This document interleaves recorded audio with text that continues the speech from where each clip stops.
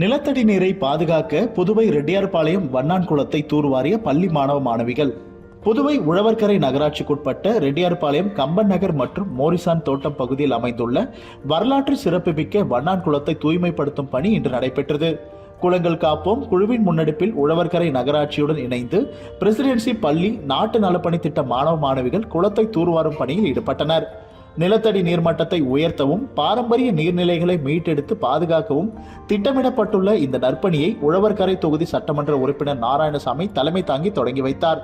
இந்த நிகழ்ச்சிக்கு உழவர்கரை நகராட்சி ஆணையர் அருண் ஐயாவும் முன்னிலை வகித்தார். பிரசிடென்சி பள்ளி தாளாளர் கிறிஸ்துராஜ் தலைமையில் ஆண்டுதோறும் இந்த வண்ணான் குளத்தை தூய்மைப்படுத்தும் பணி எந்தவித தொய்வுமின்றி மிகுந்த அர்ப்பணிப்புடன் நடத்தப்பட்டு வருகிறது. இதில் உழவர்கரை நகராட்சி இளநிலை பொறியாளர் சிவக்குமார், உழவர்கரை என்ஆர் காங்கிரஸ் பிரமுகர் சந்துரு, ரெட்டியார்பாளையம் வார்டு தலைவர் காமராஜ், குளங்கள் காப்பும் அமைப்பின் ஒருங்கிணைப்பாளர் கார்த்திகேயன், அஞ்சலாட்சி மற்றும் பகுதி முக்கிய பிரமுகர்கள் பலர் கலந்து கொண்டனர். இந்த தூய்மை பணியின் போது குளத்தை சுற்றி இருந்த பிளாஸ்டிக் கழிவுகள் மற்றும் முட்செடிகளை அகற்றி குளத்தை மீட்டெடுக்கும் பணியில் ஈடுபட்டனர். இம்முயற்சி அப்பகுதி மக்களிடையே பெரும் வரவேற்பை பெற்றது.